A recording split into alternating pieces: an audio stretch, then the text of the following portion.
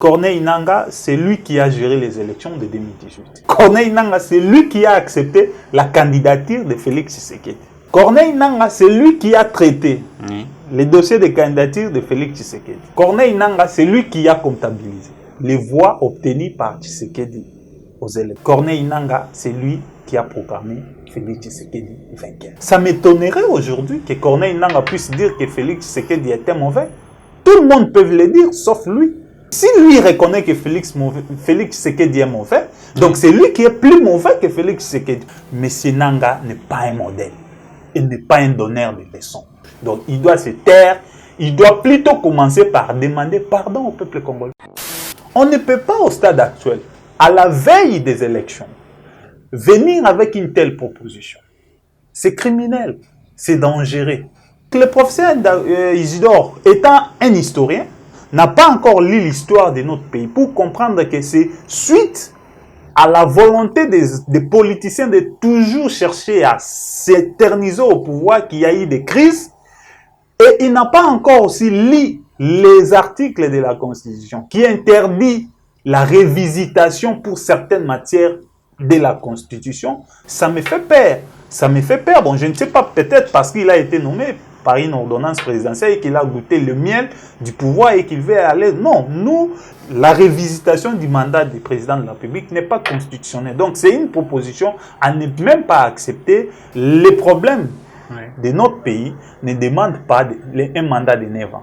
Notre pays a besoin seulement des dirigeants qui sont consciencieux. Les 9 ans, moi je ne suis pas d'accord. Je pense que les professeurs, comme historiens, ils devraient lire l'histoire et comme professeur, lire aussi la Constitution qui est claire. Peter Tiani n'est rien d'autre que victime. Tout le monde ne peut pas être avec le pouvoir. On envoie toute une équipe de soldats, militaires et des services armés comme si on était en train d'aller appréhender un terroriste, un criminel, un voleur attitré ou un voleur qualifié. Si ce que nous attendons de la justice, ce n'est pas l'interpellation de Tiani. Tiani n'a pas d'armes. Ce que nous entendons de la justice, c'est de nous dire les circonstances qui ont conduit à la mort de Chérubin Okende. C'est ce que nous attendons de la justice. À écouter les présidents de la CENI, j'ai compris comme si on est en face d'une personne qui a déjà un cas politique bien choisi, a déjà aligné des candidats, il s'en fout des autres. Donc le président de la CENI ne devrait pas se comporter comme quelqu'un d'un cas politique. Il ne s'agit pas de 2 partis, il s'agit de plusieurs partis politiques. On retrouve des leaders importants qui sont des figures importantes pour la démocratie. Les élections que M. Denis Kadima organise, ce ne sont pas ces élections. Ce sont les élections de la République, les élections pour la République. Il n'organise pas ça pour sa famille. Est-ce que les concours de Miss, c'est une priorité par rapport aux besoins? Nous devons cesser le monde des sensationnels. Le monde qui les ont raisonné autre chose. Le réchauffement climatique est là. On devrait peut-être avoir des propositions. Bon, dans l'espace SADC, biso peut-être tout ça na forêt, il y a bien, il y a mounene ko le cabino. Comment on peut mettre en place politique moko boya pour préserver ce qui est notre environnement? Personnellement, je dis ce n'est pas opportun. Ce n'est pas aussi une priorité de la SADC par rapport aux enjeux de l'ère de l'humanité. Donc, Miss ou G de la SADC n'est pas une priorité importante dans l'intégration sous-régionale.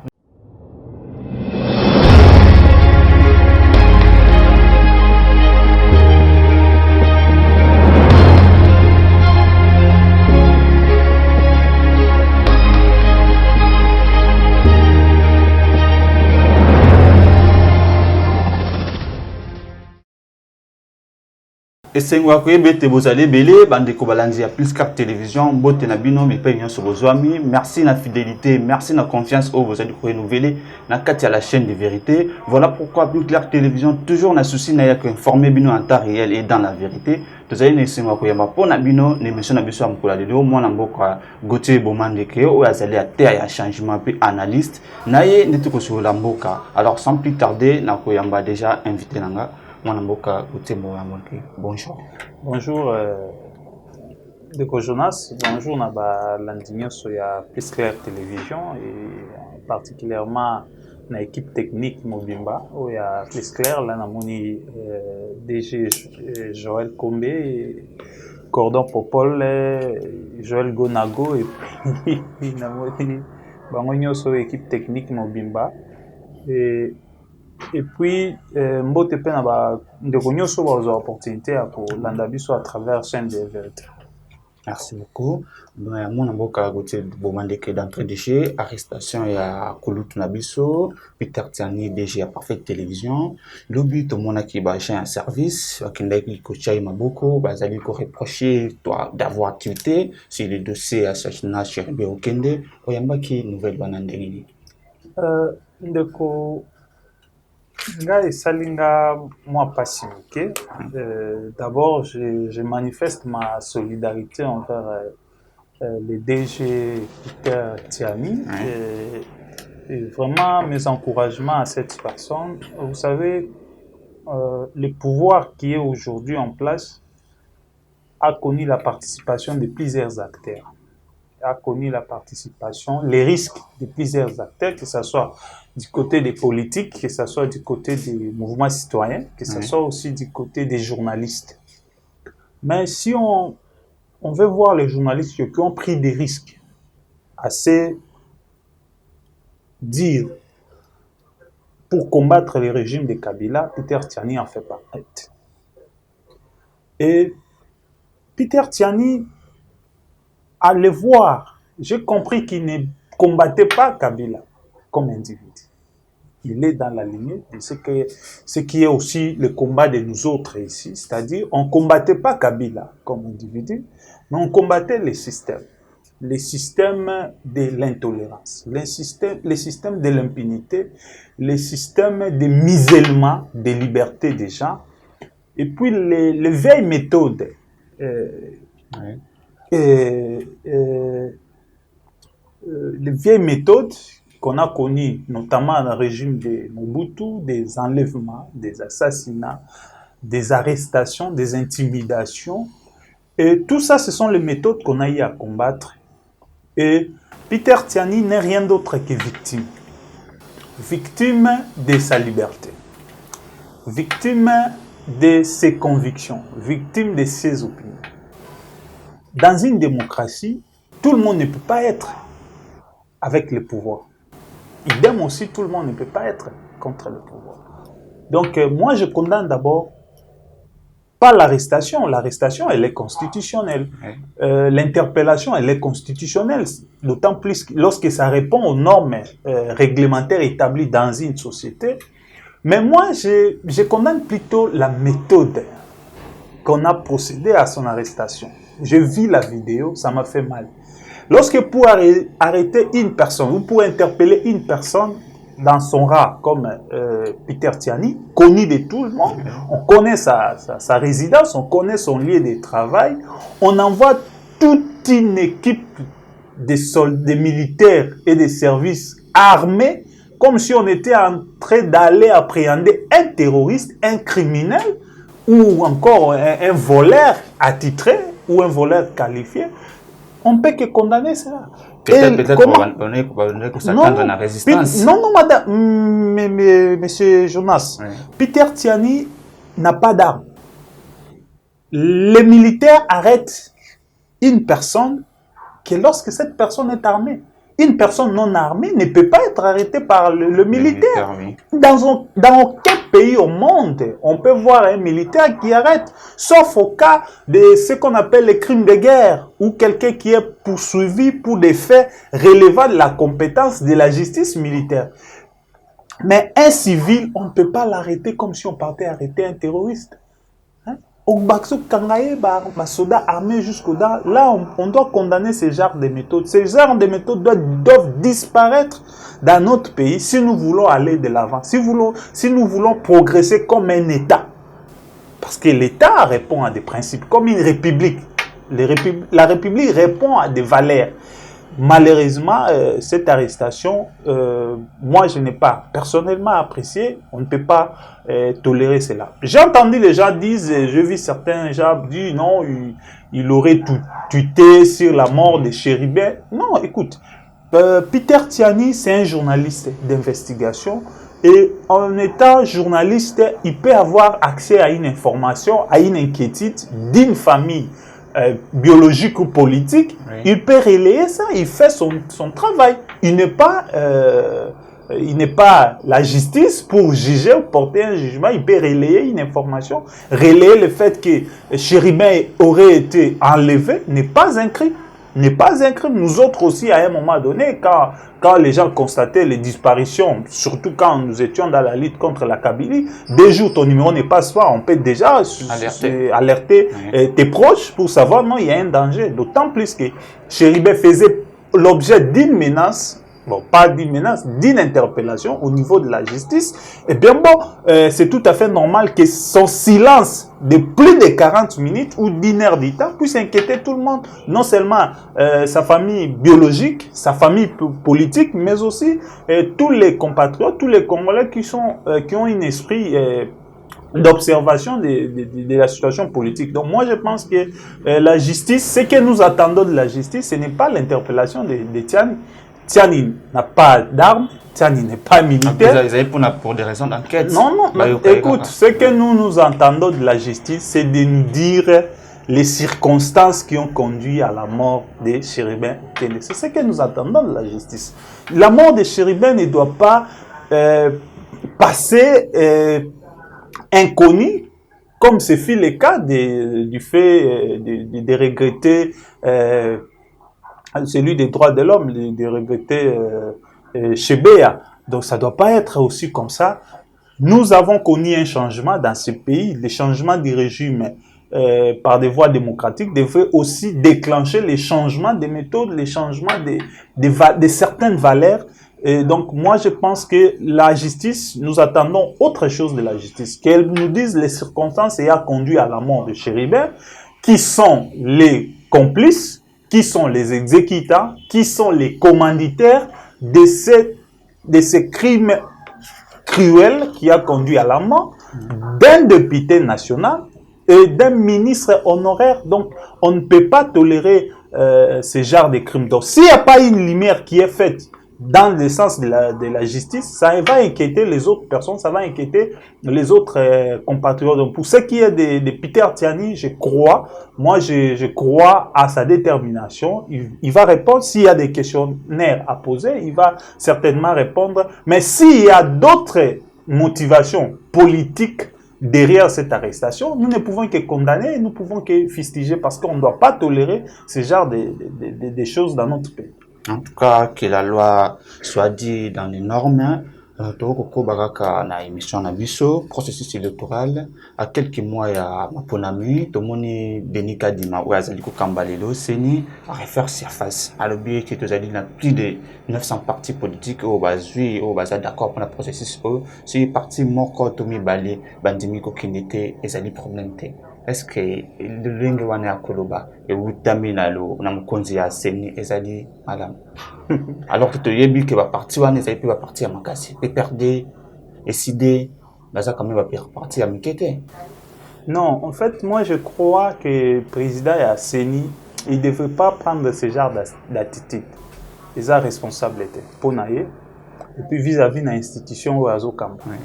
Ndeko Jonas, moi, je pense que les élections dans un État, les élections ne sont pas organisées pour un cas politique, qu'il soit du pouvoir ou de l'opposition. Les élections dans un pays ne sont pas organisées pour un parti politique. Et les élections dans un pays ne sont pas organisées pour une personne qui doit s'en attribuer le mérite. Non. Les élections dans un pays sont organisées pour faire avancer la démocratie. Les élections dans un pays sont organisées pour permettre qu'il y ait les nouvelles propositions, des projets de société que la population devrait apprécier et accorder aux animateurs ou aux responsables de ces projets la chance de gérer les affaires pour apporter des solutions aux problèmes de la population. Mais à écouter les présidents de la CENI, j'ai compris comme si on est en face d'une personne qui a déjà un cas politique bien choisi, d'autant plus que son cas politique a déjà aligné des candidats, il s'en fout des autres. Donc le président de la CENI ne devrait pas se comporter comme quelqu'un d'un cas politique. Parce que notre cas a déjà déposé des candidats, les autres, même s'ils ne déposent pas, on s'en fout. Non, le président de la CENI est là pour permettre à tout le monde d'intégrer, d'ailleurs, ça va de son honneur. Parce que si tout le monde intègre les processus électoraux et que les élections se passent dans les délais constitutionnels, les élections se passent dans un climat apaisé et que le vrai gagnant est programmé, c'est lui, Denis Kadima, qui sera honorifié dans la République. Mais si c'est lui qu'on parlera de lui. Mais maintenant, quand il dit qu'il n'y a qu'un ou deux partis, non, mais c'est faux. L'EFCC est composé de plus de centaines de partis politiques. Les CID, quand on parle de l'ECID, on voit la Mouka est constituée de partis politiques. Tout ce qui entoure Martin Fayulu loin des partis politiques, pour ne pas citer, par exemple, Presse-Peng dans son parti politique, tout ce qui entoure Martin Fayulu loin des partis politiques. Il ne s'agit pas de deux partis, il s'agit de plusieurs partis politiques.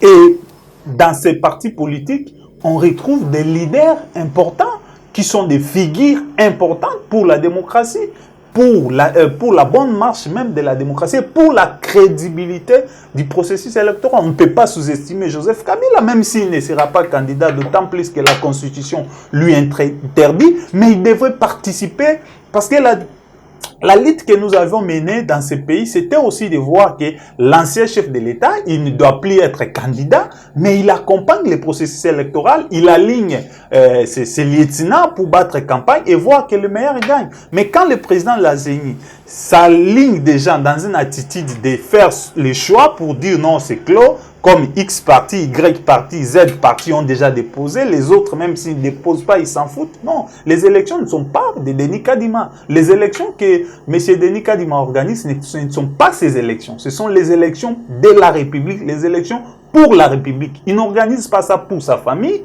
biologique, encore moins pour sa famille religieuse, et encore moins s'il a une famille politique, encore moins sur sa famille politique. Les élections sont les élections pour la population congolaise. Tout le monde devrait participer. Nous continuons à plaider pour qu'il y ait la participation de tout le monde pour la bonne marche de la démocratie. Même si les autres continuent à s'entêter, on va peut-être condition. Non, ce n'est pas une question de conditions. Je crois que j'ai fait une émission ici sur Pulsclex Télévision où je m'étais dit, il y a certains aspects des choses que la CENI n'a pas le pouvoir d'y répondre, notamment sur la loi électorale. La CENI n'est pas compétente. Même sur la récomposition de la CENI elle-même aussi n'est pas compétente pour sa propre récomposition. Mais aussi pour la question de la Cour constitutionnelle aussi. La CENI n'a pas de compétences. Mais la CENI devait être vraiment un instrument de confiance pour tous les acteurs, pour tous les partis prenants. Elle devrait manifester cette volonté-là de rapprocher tout le monde. Moi, j'avais apprécié lorsque le président de la CENI avait rencontré les leaders de l'opposition. Moi, ça m'avait réjoui. Je me suis dit, voilà, peut-être cette fois-ci, on pourrait avoir une élection où les gagnants est appelé le soir par les gagnants. C'est-à-dire celui qui est vaincu appelle les vainqueurs pour lui féliciter. C'est ce que nous voulons. Alors, cette dimension des choses peuvent arriver que lorsque les élections sont garanties, si les conditions de transparence sont réunies, les conditions d'inclusivité sont réunies, et puis les conditions de respect à la volonté du peuple aussi sont réunies, eh bien bon, nous verrons que le perdant va appeler les gagnants pour le féliciter. Sans cela, il risque d'y avoir des troubles, il risque d'y avoir des contestations qui ne va pas arranger notre pays, qui ne va pas permettre au pays d'avancer sur le plan de la démocratie. Sur le plan de la démocratie, continuons toujours sur le processus électoral. Toyoki, professeur Isidore Ndaiwele, a eu toute sa proposition naïe, a l'objet mandat le président de la République et l'on voit 5 ans et comme à 10 ans. Comme ça, c'est à 10 ans naïe, et ça a résulté qu'après 10 ans, on peut s'en avoir mandat, monsieur Son, et c'est une bonne nouvelle. Bon, Nalandi Nanute, j'aurai le temps à Landa et puis je vais réagir normalement.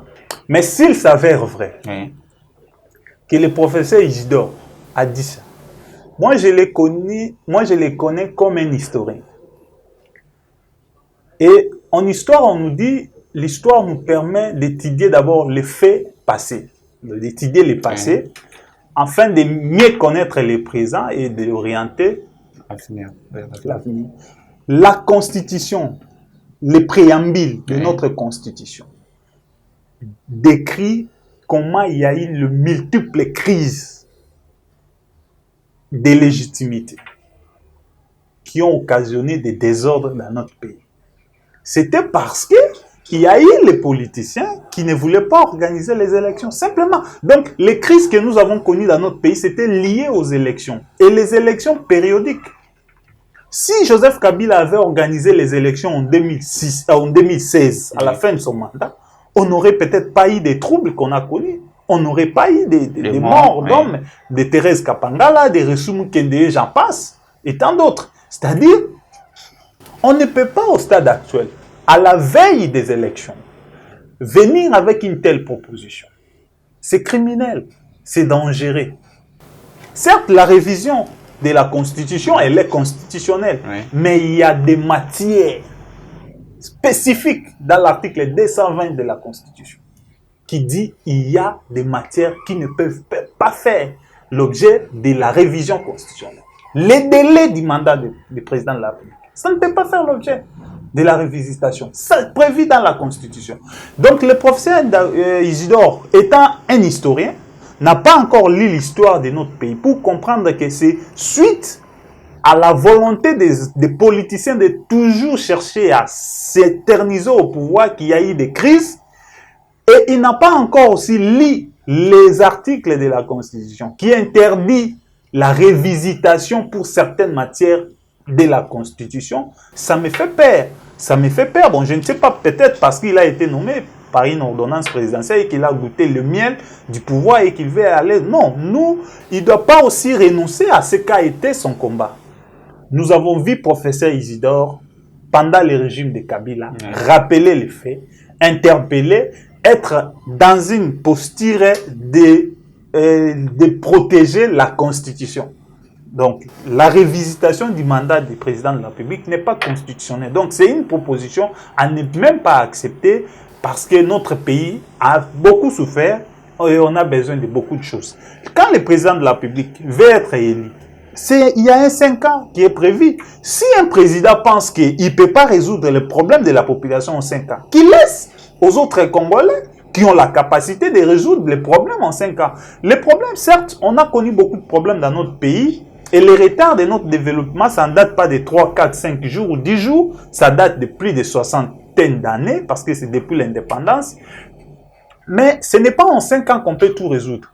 Mais en 5 ans, on peut poser des jalons, on peut poser des bases, des fondamentaux pour permettre à ce que celui qui viendra après, si vous avez la chance d'être réélu, vous continuez, vous poursuivez votre œuvre. Et si vous n'avez pas la chance, celui qui viendra après vous puisse aussi venir compléter ce que vous n'avez pas eu à faire. Mais en 5 ans, vous devez déjà bâtir l'État sur un certain nombre de choses, sur un certain nombre de principes, afin de permettre au pays d'avancer. Donc, les 9 ans, une personne qui est incapable de répondre aux besoins de la population en 5 ans, il sera incapable de répondre en 9 ans. Parce que 5 et 9, 5 ans, c'est quinquennal. Si on parle de 9 ans, déjà, on arrive à décennal. La personne qui est incapable de résoudre un travail pratique en 5 heures du temps, il ne sera pas capable de résoudre cela en 9 heures du temps. Donc, c'est pour dire les problèmes de notre pays ne demandent pas un mandat de 9 ans. Notre pays a besoin seulement des dirigeants qui sont consciencieux. Mouzé n'a pas fait 5 ans au pouvoir. Mouzé n'a pas fait 5 ans. Il a fait juste 4 ans, mais en 4 ans, il a apporté des choses. Certes, il n'était pas parfait, mais je vous dis, en 4 ans, sur le plan social, la population commençait à ressentir les avancées dans certains domaines, notamment l'agriculture, d'où on parlait des cantines populaires. Donc, c'est pour dire qu'on n'a pas besoin de beaucoup d'années pour résoudre les problèmes de la population si on aime cette population et si on a la volonté réelle, pas la volonté hypocrite ou la volonté politicienne de servir la population. Si on a la volonté réelle de servir la population, on peut résoudre les problèmes dans la mesure du possible en 5 ans et faire sa part en 5 ans, apporter sa pierre dans l'édifice en 5 ans et laisser aux autres de travailler. Donc notre souci c'est qu'il n'y ait pas les présidents qui doivent s'éterniser au pouvoir, sinon on risque de célébrer les centenaires de notre indépendance et d'avoir dans les répertoires des présidents une dizaine de présidents. Non, on veut qu'il y ait des changements, on veut qu'il y ait des nouvelles têtes. Ceci permettra au pays d'avancer et ceci permettra même le développement dans notre pays, parce que chaque président chercherait à apporter une pierre pour marquer son tas dans la présidence. Les 9 ans, moi je ne suis pas d'accord. Je pense que les professeurs, comme historiens, ils devraient lire l'histoire et comme professeur, lire aussi la Constitution qui est claire. Et puis même si on parle des problèmes de la société, tous nos problèmes de la société ont des réponses dans la Constitution. Il y a des articles qui traitent des problèmes sociaux de notre pays. Il y a des articles qui traitent des problèmes de sécurité dans notre pays. Il y a aussi des articles qui traitent même des problèmes électoraux. Donc, moi, je pense que la révisitation de la Constitution, ce qui concerne les mandats, ce n'est pas le moment. En tout cas, tout est dit dans la Constitution, pas besoin de 50 ou 10 ans pour résoudre les problèmes de la population. Alors, Toko Bakaka, Corneille Nangaa, reconverti à politicien. Tout le monde est en Afrique du Sud, Albi Azali en exil. Puis Azali ko tiré car c'est le régime Tshisekedi. Alubi était Félix, qui se survivre il faut aller à Mokoana. Est-ce que Corneille Nangaa n'a pas été ancien président enseigné à côté de propos et puis à qui se positionner na opposant? Non, d'accord. En fait, ngana makanisi na sens wana kokende. En dehors ya kozala, avant kozala président enseigné, il y a Kalato ya Sipa. On est d'abord congolais. Et étant congolais, tozana o babengi liberté, eza na kati ya constitution na biso, eza na liberté de penser et puis liberté d'expression. Babiso yo ndenge to lobaka boy to salela article wana ya constitution. Je crois article 23 et puis 22 23. Et puis si biso liberté à penser et puis liberté à s'exprimer. De Corneille Nangaa azana raison ya ko exprimer opinion na ye, ce qui a d'accord na gouvernance, il y a président de la République. Mais moi je pense que Ndeko Corneille Nangaa, quand on parle que le président de la République a échoué, il faut spécifier place a échoué. Moi je peux aujourd'hui dire que le président de la République a échoué sur le plan de la justice. Si on me demande pourquoi, je dis non. Lui-même, il a déclaré qu'il n'a pas réussi à rétablir l'appareil judiciaire. Le président de la République a échoué sur le plan de la sécurité. Parce que chaque jour, il y a nos frères à l'Est qui meurent, qui perdent leur vie.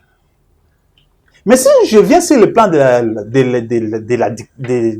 l'enseignement, je dirais non, le président de la République a réussi, même pas à 100%, mais il a réussi sur le plan de la gratuité. C'est-à-dire, on ne peut pas avoir tous les points négatifs à une personne. Non, le président Félix est en train de faire sa part des choses. Il y a des points où il a eu à faire selon ses compétences et ses moyens.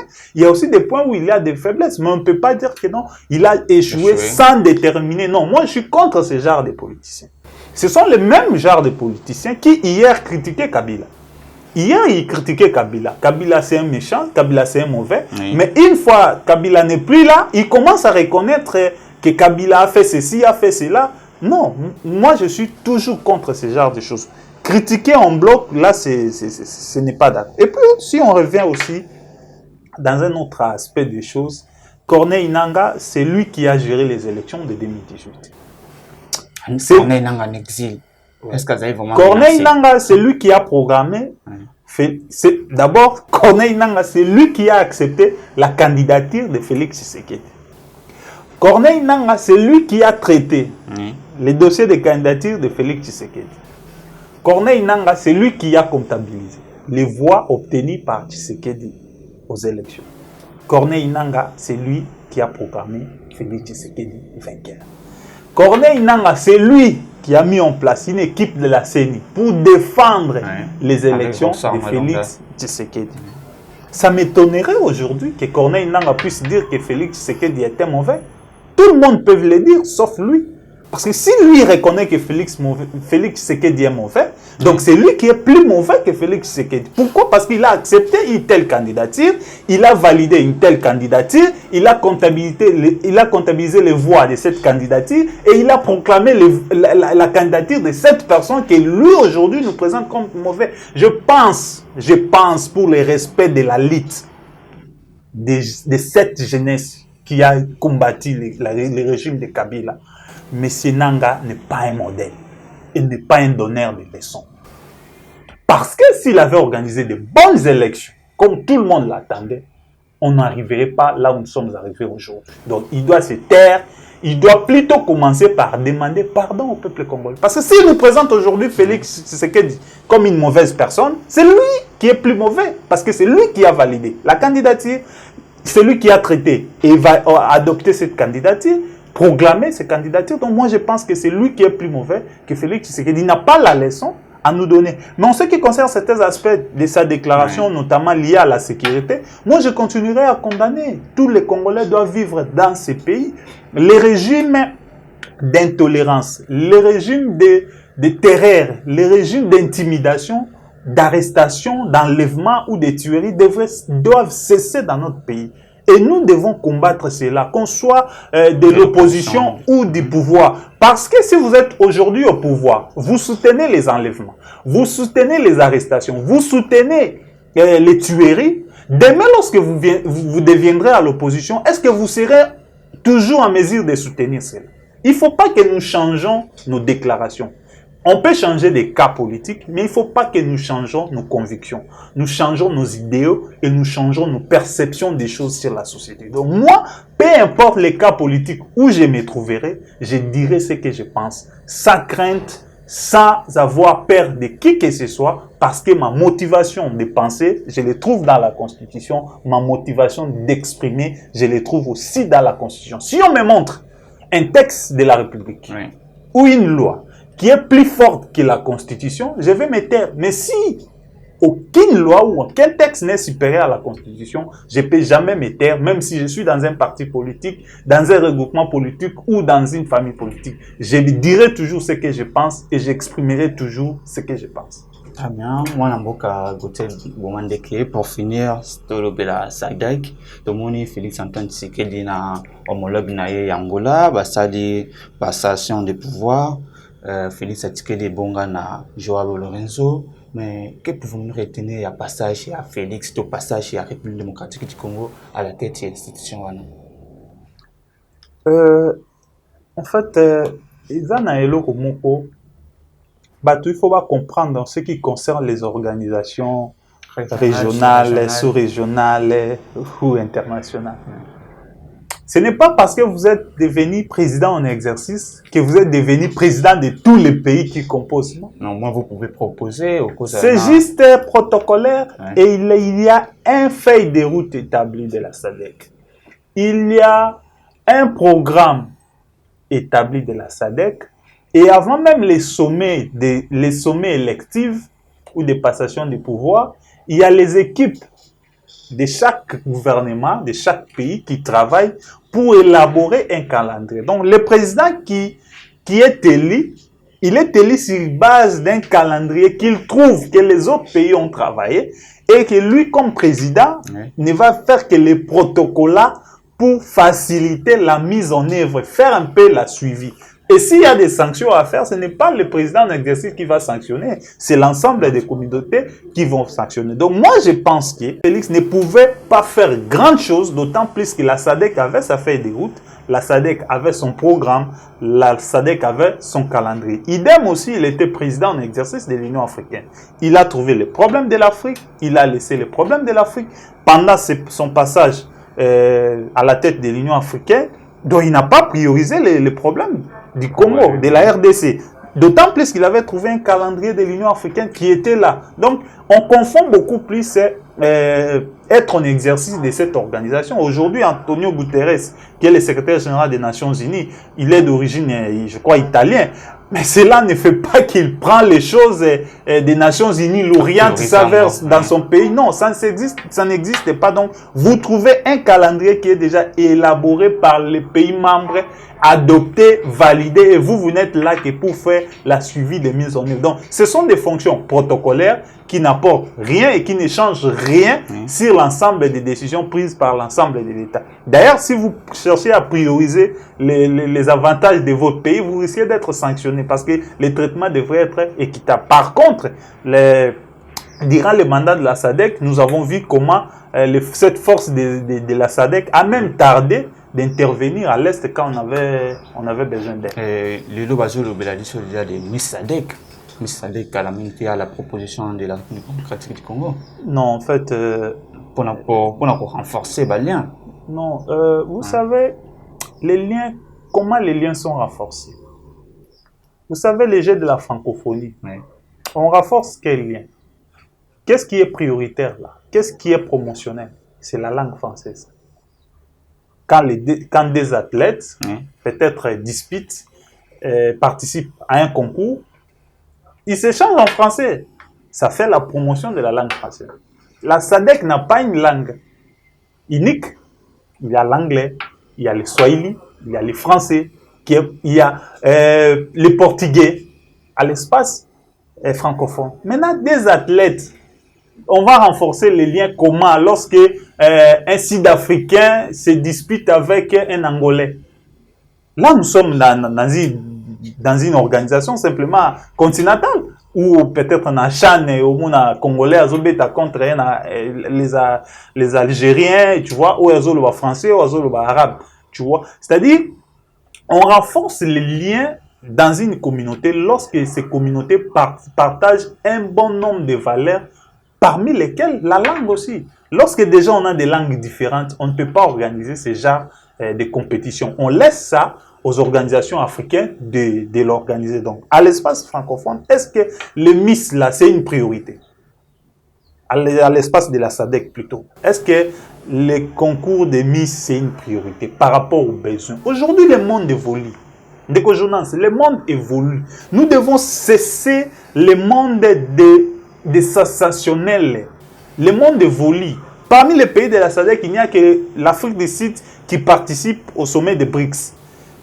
Le fait que l'Afrique du Sud est là, la SADC devrait plutôt peut-être plaider pour leurs membres, qui est l'Afrique du Sud, à favoriser l'intégration. Il y a SADC, il y a Britouana. SADC a comme peut-être structure beaucoup, il y a un raisonnement pour apporter des solutions par rapport, il y a des crises qui ont frappé le monde. Monde qui les ont raisonné autre chose. Le réchauffement climatique est là. Aujourd'hui, vous voyez, si vous suivez l'actualité, comment le Canada ou les autres pays vont subir un incendie. Tout ça, il y aura des répercussions sur la chaleur, sur la température, dans l'humanité. On devrait peut-être avoir des propositions. Bon, dans l'espace SADC, biso peut-être tout ça na forêt, il y a bien, il y a le cabino. Comment on peut mettre en place politique pour préserver ce qui est notre environnement? Comment même exporter air brenabiso tolo nango na ba pays mususu pour préserver toujours l'humanité. Donc c'est peut-être ce genre de propositions qui devraient être bénéfiques sans être contre le président de la République. Mais moi personnellement, comme citoyen, j'ai la liberté, parce que le président détient le pouvoir que moi peuple je lui ai voté.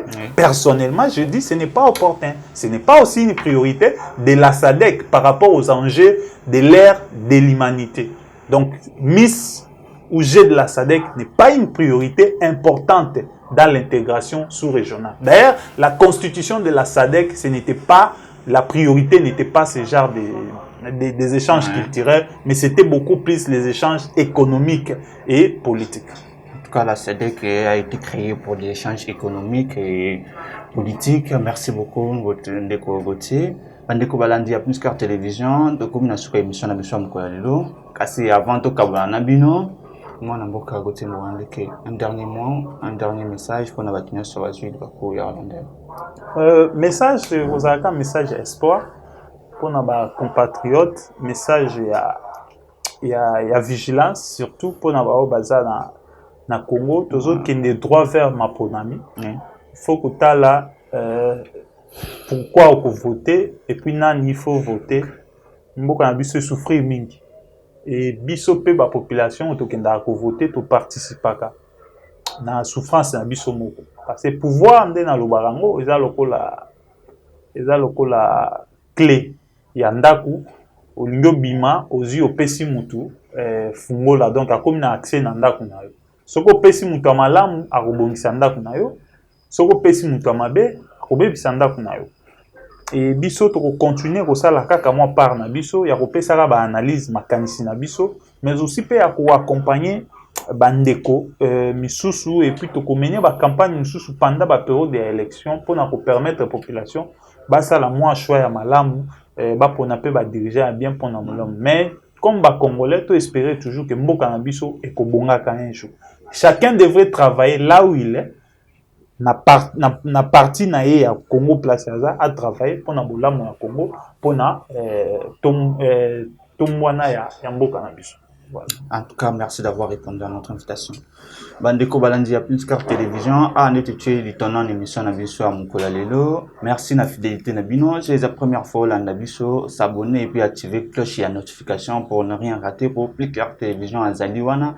Toujours na souci à informer bino en temps réel et dans la vérité. Merci na Popo la Yemba Zamisima caméra. Merci na DG Joël Kombe, cordon Pima Fiko, Gona Go chasseur d'images. Au revoir.